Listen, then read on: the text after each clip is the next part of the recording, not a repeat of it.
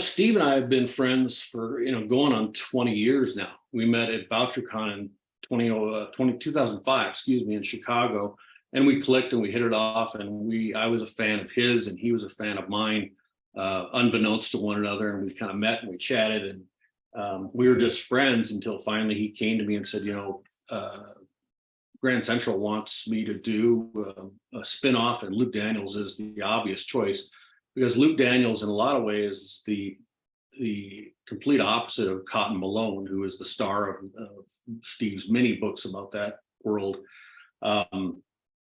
Luke Daniels is hard driving. He's stubborn. He wants to mix it up. His solution to a lot of problems is get in there. Let's go hands on. Let's fix this. And that's kind of the Army Ranger mindset. They're direct action people. And having admired the Rangers for a long time and read a lot of books, and I've met a few of them, I had a good sense of the way Luke would approach things. And I'd read Luke as he came into the Lincoln myth, I think is where he started. I knew him from those parts, but Steve was pretty clear that we want Luke to grow. We want him to go from the impetuous, hard-charging Ranger to someone who is learning to be more like Malone. He wanted to be more of a thinking guy.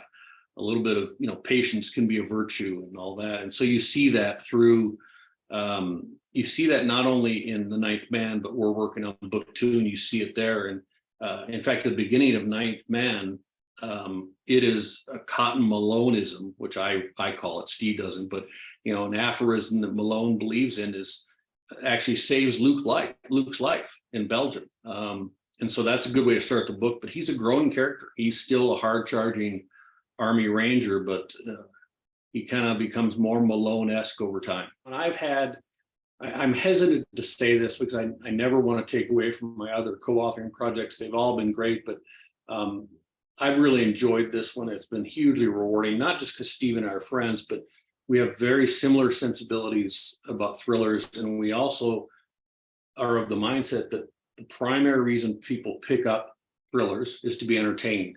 And so that's always kind of our litmus test. Is this entertaining? But thinking about characters, Jillian Stein is the person who needs help, Luke's help. And Jillian is interesting in that she's a former Marine, and she broke some real barriers as a woman in the Marines. And now she's out and she's in trouble. And she's a bit rusty with her military skills at the beginning of the book. But as things go along and they get in worse and worse trouble, her military training kicks in, and Luke and they become a real formidable team.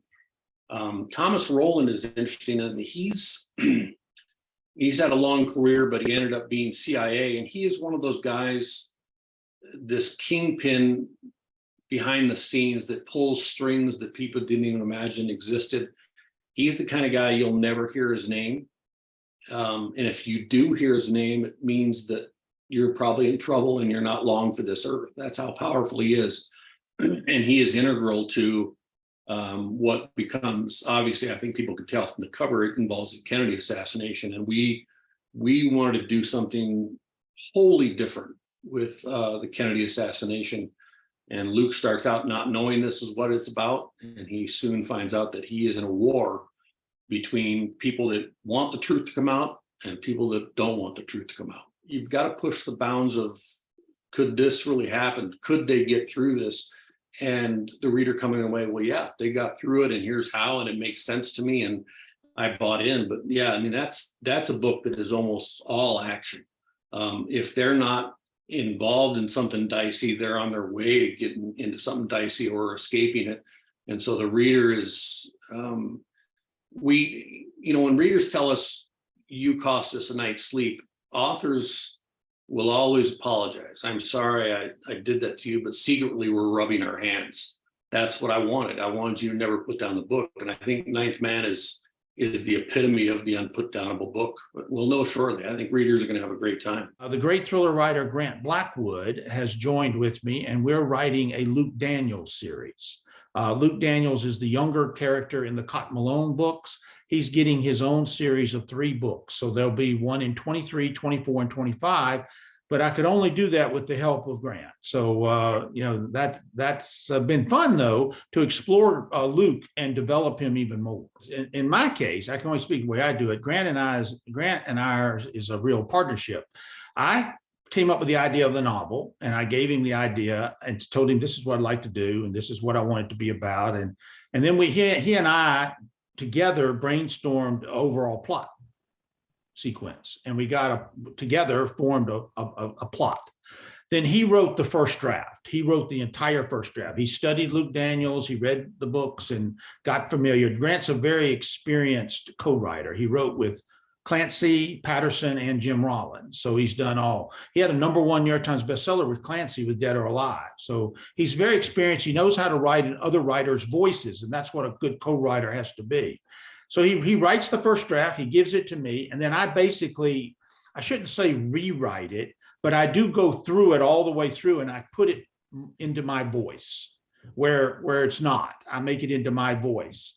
And that took me about 3-4 weeks, to go through and do that. So and then it goes back to him, and he looks it over, comes back to me. So we have a true collaborative effort. So the book is written, together, very much so. We're getting ready to put it to bed right now. This is another personal story, or it starts out very personal, and it's unfinished business. Luke was on a mission, a lot like Wall of Night. Luke was on a mission that went bad, and he lost his partner, he lost his friend. And now he's trying to go set it right. But what starts as a rescue mission becomes a lot bigger. And we touch on some interesting stuff from the Cold War. And we also turn to something that has intrigued me and Steve, especially the lost library of Ivan the Terrible.